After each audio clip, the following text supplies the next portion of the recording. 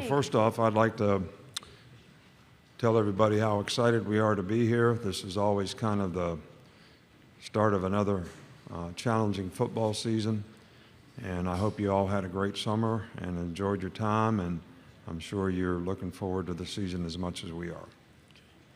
Hey, Coach. Good morning. Taylor Kaufman with CBS 42 in Birmingham. Alabama has some question marks around it going into this year, but we saw that a couple years ago, and you guys ended up with a Heisman quarterback, SEC championship, and a trip to the national championship. Do you kind of like when the media and fans have some question marks about you guys, opposed to headlines that maybe read you guys are a shoo-in for the championship? Right. Well, we're never a shoo-in for the championship. We always have question marks about our team. Sometimes you all don't recognize them as clearly as what they might be, just like last year's team. Yeah, we had a great quarterback coming back. We had a great player in Will Anderson on defense. We had a lot of question marks on our team, but that gets overlooked because you have these two star players at critical positions. And, you know, this year maybe we don't have those kind of impactful players at those critical positions, so it's very challenging to develop the team so that they can compete at a high level. We have some experience coming back on both sides of the ball, and we also have a lot of new young players who can contribute in a very positive way to our team. So, but every year is challenging. Every year is, and no matter what's happened in some other year, at some other time, in some other circumstance, it's not going to impact this year. The people on this team, the coaches on our staff, are going to do what they can to try to impact this year in a positive way in terms of what we want to accomplish and what we want to do. Front row. Good morning, Coach. AP Stedham, AP and Kelly, as we see at syndicated radio. Out of curiosity, do you recommend any place that you visited this summer? And then the second question is, I know you sought counsel in the past on different phases of the game. What's been your experience studying the two-quarterback system? Well, first of all, the first question is a better question. So, you know, everybody knows we went to Italy. It was for our 50th wedding anniversary, which was really in the past, but I kept getting out of going because I didn't really want to go and take 10 days to not be around. But it was a great trip, and I would recommend that anybody go. And Florence is fantastic, Rome is fantastic, the Amalfi Coast is fantastic, and we got roll-tided everywhere we went. So if you think you're going to be incognito over there, that's not happening. So, and the second part is, you know, we need for all of our quarterbacks to develop on our team. I don't think anybody separated themselves to this point, even though I see improvement in each and every guy in terms of how well they're doing and how they're developing. But we need that on our team. We don't just need a starter, we need a backup. We need, you know, good players at that position. Just like Jalen Milroe had the opportunity to play last year, we needed him to be ready in the Arkansas game and the A&M game. So when somebody separates themselves and nobody knows for sure when that is, and I can't establish a timetable to say on this date we're going to say this is the starting quarterback. It's going to happen when it happens, and that's the way it'll be. Right side, fourth row. Good morning, Coach. Tony Rees, WTV. I'm out of Columbus, Georgia. The long-term saying, Bama doesn't really lose, they reload. So with the addition of key players going to the draft, I know you guys kind of reload every year. Kind of what's been that going forward this year?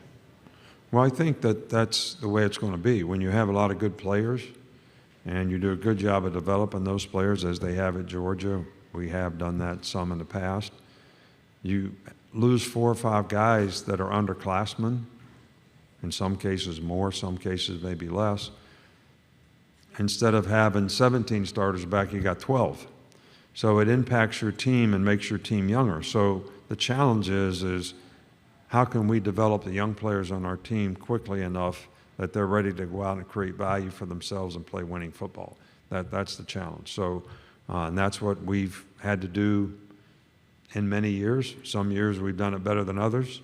And that's going to be the challenge for us this year.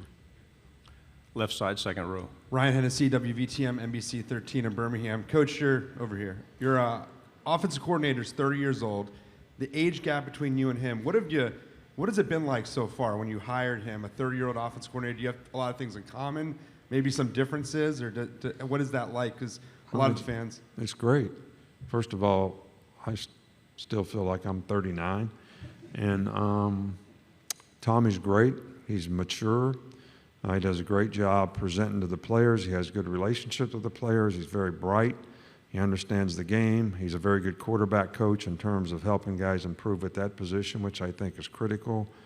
We don't have any issues. He's very respectful of what we want to do and how we want to do it. And the guy's hungry, wants to learn. I think he's one of the brightest young coaches that I've been around for a long time.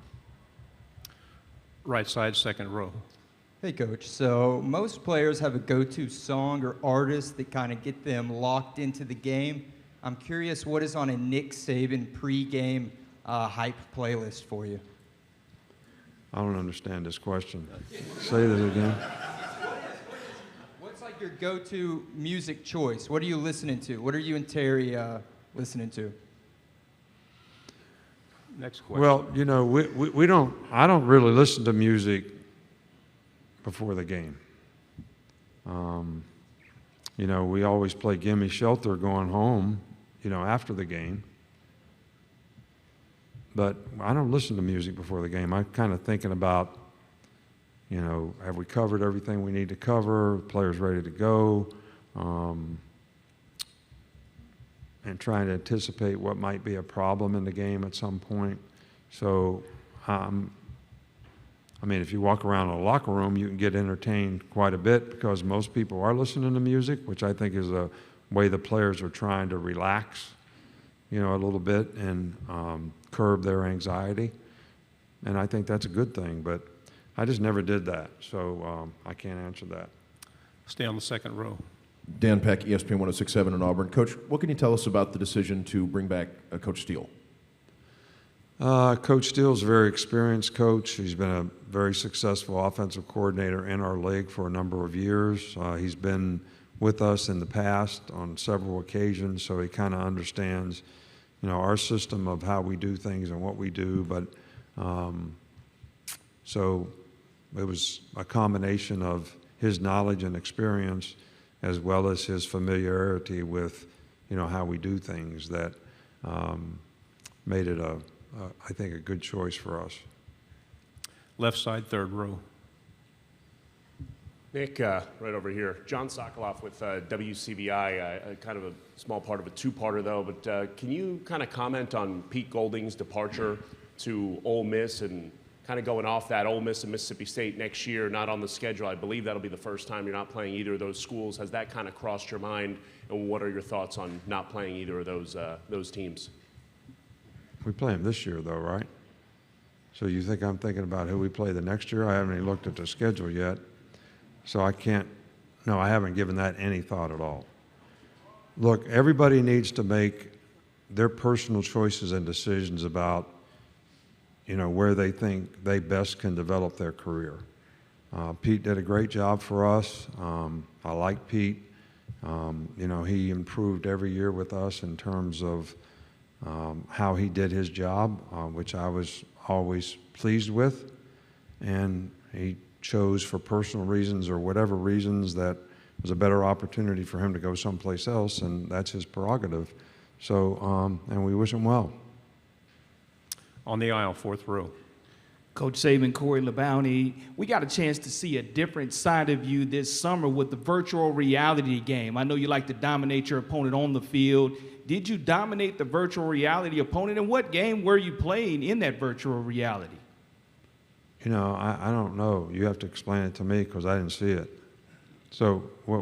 When you were punching with the glasses on, the virtual reality game, to where when you're taking on your opponent and you see them in the video game and you're kind of punching a little bit, it's almost like a little dance your daughter was recording.